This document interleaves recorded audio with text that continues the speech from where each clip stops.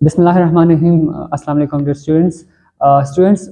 आज मैं आप लोगों के लिए एक न्यू लेक्चर लेकर आया हूं जो कि हमारे ब्रेन के हवाले से इम्पोर्टेंट है कि हमारे ब्रेन को ब्लड कैसे रिसीव होता है या इसे मतलब कैसे मिलता है हमारे ब्रेन को। तो स्टूडेंट्स, आज हम में पढ़ेंगे और मैं आप लोगों को समझाऊंगा कि वो कौन से आर्टरीज होते हैं जो कि ब्रेन को ब्लड सप्लाई करते हैं। जैसे कि स्टूडेंट्स, हमें पहले भी पता है कि जो ब्रेन है ना, यानी जो ब्लड सप्लाई ऑफ ब्रेन है और सर्कल ऑफ फिलिस, ये हमारे पास यानी दो आर्टरी जो होती हैं, यानी दो आर्टरी हैं जो कि हमारे ब्रेन को ब्लड सप्लाई करता है। उनमें से जो फर्स्ट वाला जो आर्टरी है उसे कहते हैं, यानी जो लेफ्ट एंड राइट यानी जो 2 नंबर होते हैं। तो सबसे पहले जो आर्टरी है वो है वर्टिब्रल आर्टरी, सही है ना स्टूडेंट्स। और दूसरी जो आर्टरी है वो है इंटरनल कैरोटिड आर्टरी, जो कि एक राइट होता है और दूसरा लेफ्ट साइड पे जो कैरोटिड आर्टरी जो होती है ना वो मतलब ये आर्टरीज हैं, यानी एक वर्टिब्रल आर्टरी है और दूसरी इंटरनल कैरोटिड आर्टरी है। अच्छा, ये जो वर्टिब्रल आर्टरी है ना, इसकी अरेंजमेंट यानी कहाँ से होती है? जैसे कि स्टूडेंट्स, अगर आप लोगों को नहीं पता फिर भी मैं आप लोगों को यहाँ पर बताता हूँ कि जो वर्टिब्रल आर्टरी है ये अराइज होती है सप्लीमेंट आर्टरी से, और जो इंटरनल कैरोटिड आर्टरी है ये अराइज होती है फ्रॉम कॉमन कैरोटिड आर्टरी से। ये था इसका students in blood supply of brain का ये जो मेन जो दो आर्टरी है यानी जो कि ब्लड सप्लाई करते हैं हमारे ब्रेन को।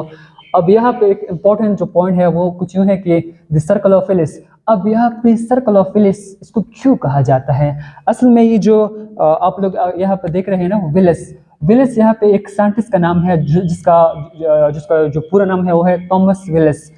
इन्होंने क्या किया था कि एक हमारे ब्रेन के अंदर एक सर्कल को इंट्रोड्यूस या डिस्कवर किया था।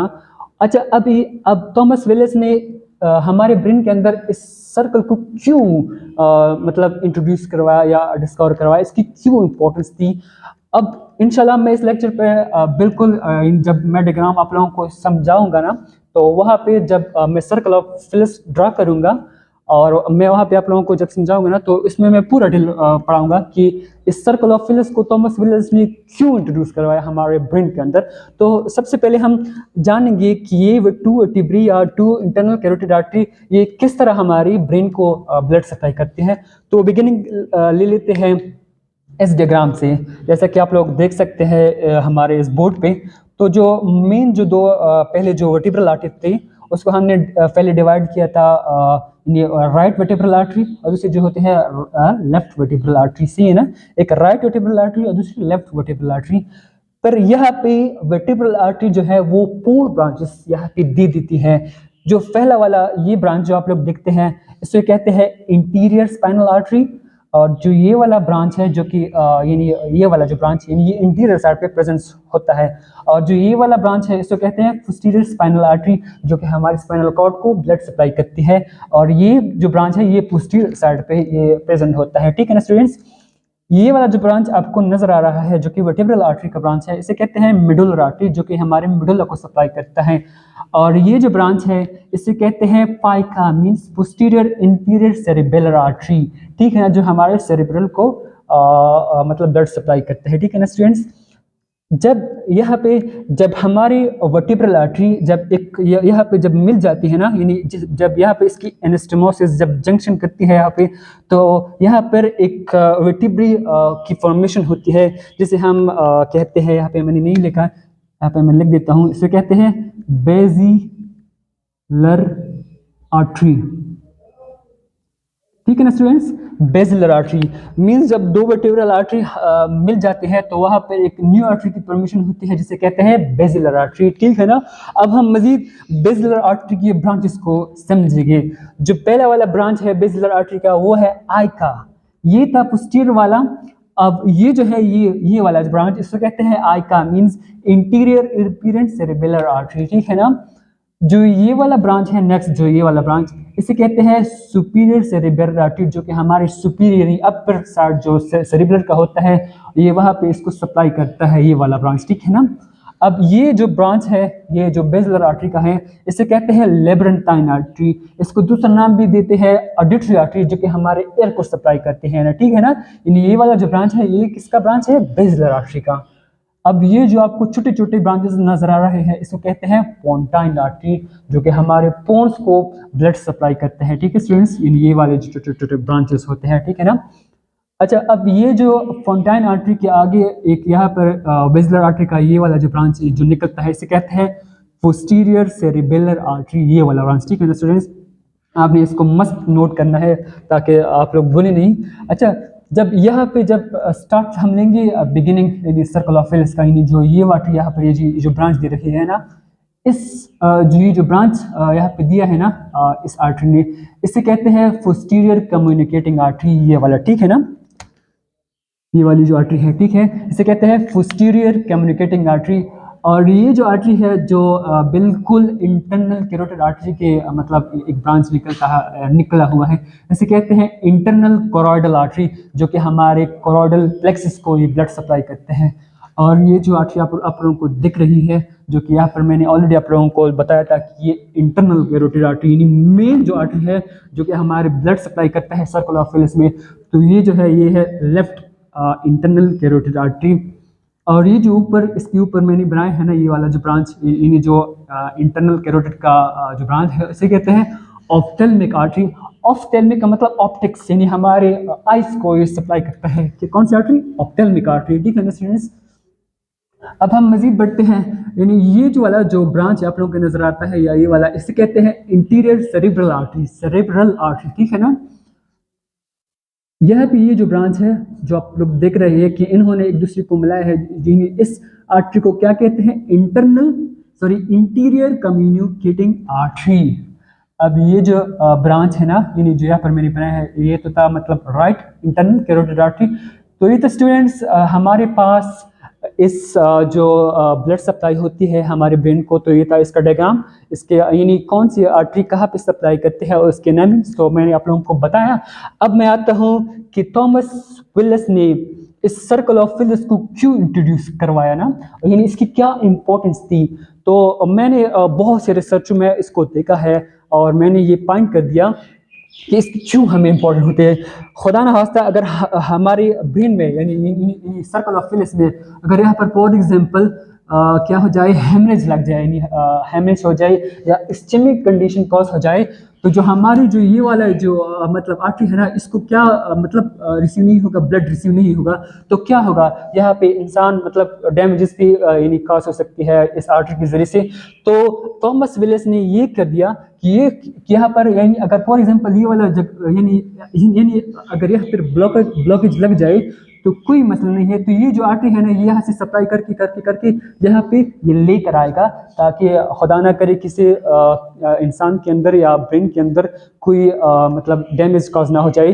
तो अल्लाह ने बहुत सा मतलब ज़बरदस्त निज़ाम इंसान को दिया है, और फिर भी लोग शुक्र नहीं करते कि अल्लाह ने तबानुज़बिल्लाह किस तरह कुछ क्या का मतलब कहते हैं। तो ये था हमारे पास सर्कल ऑफ विलिस।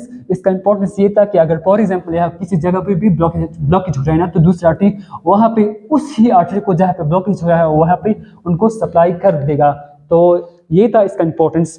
अब हम आते हैं स्टूडेंट्स कि फॉर एग्जांपल हमने ये 19 आर्टरीज तो चलो हमने पढ़ लिए, अब हम इसको कैसे याद कर पा सकते हैं हमारे एग्जाम के हवाले से, या इसे मतलब किस तरह हम याद कर पाते हैं। तो इसके लिए मैंने एक इजीएस्ट वाला जो नमूनिक बनाया है वो कुछ यूँ है, हालांकि मैंने इसके ऊपर बहुत सारा वर्क किया है, तो आप यहाँ पे आप लोगों का बनता है कि यहाँ पर आप लोग हमारे इस वीडियो को, इस लेक्चर को लाइक कर दे, सब्सक्राइब कर दे, ताकि मुझे भी थोड़ी सी मोटिवेशन मिले। तो जो नमूनिक सेंटेंस है जो मैंने बनाया है नमूनिक, वो है कुछ यूँ है कुछ कि पापा ने पापा से उधार पे 3 लैंप्स और 2 रेड बल्ब्स मंगवा लिए या मंगवाए। ठीक है ना, पापा ने पापा से उधार पे 3 लैंप्स और 2 रेड बल्ब्स मंगवा लिए। ठीक है ना, अब मैं इस नमूने को स्प्लिट करने जा रहा हूँ, यानी जो नमूने वाले सेंटेंस है अब मैं इसको स्प्लिट करूंगा। किस तरह स्प्लिट करूंगा तो चलो आप लोग देखते रहें। पापा यानी PA पापा से, ठीक है ना, उधार पे यहाँ पे देखें ना 3 लैंप्स, क्या 3 लैंप्स 1 2 3 यानी 3 मैंने यहाँ पर आप लोगों को लैंप्स के नाम मैंने यहाँ पे लिखे 3 लैंप्स यानी 1 लैंप 2 लैंप एंड 3 लैंप्स और 2 रेड 1 एंड 2 रेड बल्ब्स मंगवा लिए। सही है ना। अब मैं इस नमूनिक सेंटेंस को कंपेयर करूंगा इन आर्टरी के साथ। ठीक है ना, तो जी ये जो पी आपको नजर आ रहा है, फी जो फर्स्ट वाला है पापा का, यानी पी पर यानी फी यहाँ पर एक्सप्रेस कर देगा पोस्टीरियर स्पाइनल आर्टरी। अब ये जो है इंटीरियर स्पाइनल आर्टरी, पी फिर again posterior inferior cerebellar artery, ये जो है इंटीरियर inferior cerebellar artery. अब ने is not a fault. P again papa means posterior communicating artery. A stand for interior communicating artery. P जो है posterior cerebellar artery, sorry cerebral artery, और A जो है interior cerebral artery. ये था posterior, ये था interior. अब C stand यहाँ पे कुछ यूँ करेगा कि superior cerebellar. ये तो चलो था मतलब इंटीरियर एंड पोस्टीरियर यानी हमारे बैक एंड फ्रंट पे। अब ये जो है सुपीरियर जो अपर साइड हमारे पास प्रेजेंट होती है तो ये है सुपीरियर सेरेबेलर आर्टरी, ठीक है ना। उधर ऑफ्थेल्मिक आर्टरी पे पोंटाइन आर्टरीज लैंप। अब 3 लैंप को मैंने कुछ यहाँ पर कुछ इजिएस्ट में आप लोगों को मतलब लिखा कि लैंप लेब्रेंटाइन आर्टरी, लैंप जो है वो लेफ्ट इंटरनल कैरोटिड आर्टरी। अब ये जो लैंप है ना ये एक्सप्रेस करेगा, ये कंपेयर कर देगा लेफ्ट वर्टिब्रल आर्टरी। और ये जो आर है ना, आर यहाँ पर इंटरनल कोराइडल आर्टरी। ये जो 2 रेड है ना, right internal carotid artery and right vertebral artery, ठीक है। बल्ब बेसिलर आर्टरी एंड मंगवाली या मंगली ये क्या एक्सप्रेस कर देगा मिडुलर आर्टरी। तो ठीक है ना स्टूडेंट्स, ये था निमोनिक। और फिर हमने इस नमूने को इन आर्टरीज के साथ मतलब कंपेयर कर दिया कि कौन से यानी जो नमूने का जो वर्ड होता है किसके साथ वो कंपेयर करता है। तो ये था स्टूडेंट्स हमारे पास आर्टरीज का कंपैरिजन। अब हम 2 इम्पॉर्टेंट एमसीक्यूज की तरफ बढ़ते हैं कि जो कि अक्सर हमारे केमियो एग्जाम में आते हैं।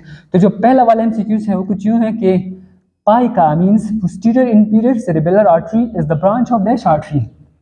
Yes students, 1 2। अच्छा सॉरी मैंने ऑप्शन नहीं बताए। जो पहला वाला ऑप्शन है यानी ऑप्शन ए वो है बेसिलर आर्टरी, और जो ऑप्शन बी है वो है वर्टिब्रल आर्टरी, ऑप्शन सी जो है वो है internal carotid artery, and option D is none of them या नन ऑफ दीज।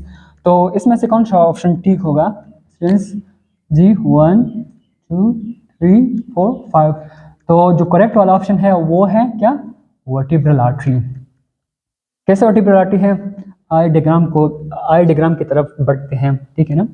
यहाँ पे मैंने लिखा है ना कि मैंने बताया कि 4 आर्टरी है, एक है इंटीरियर स्पाइनल आर्टरी, दूसरा पोस्टीरियर मेडुलर आर्टरी। अब ये देखिए ना फाइका पोस्टीरियर जो कि किसका ब्रांच है? वर्टिब्रल आर्टरी का। तो आप लोग यहाँ पे कंफ्यूज ना हो कि ये जो फाइका जो है ये किसका ब्रांच है, तो ये वर्टिब्रल आर्टरी का ब्रांच है, ना कि बेसिलर आर्टरी का, ठीक है।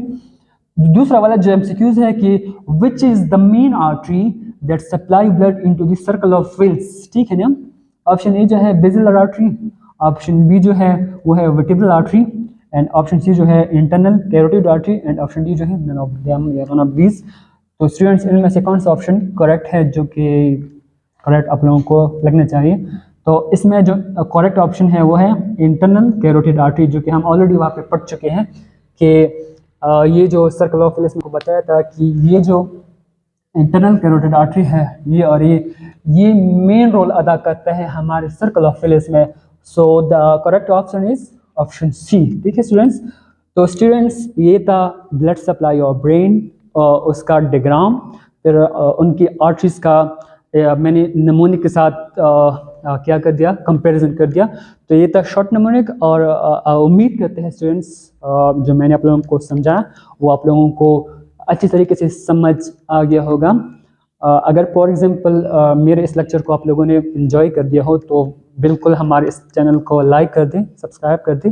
अगर फॉर एग्जांपल कोई मसला आ रहा है तो डेफिनेटली आप लोग मुझसे कमेंट सेक्शन में पूछ सकते हैं कि आप लोगों को कहाँ पे समझ नहीं आई।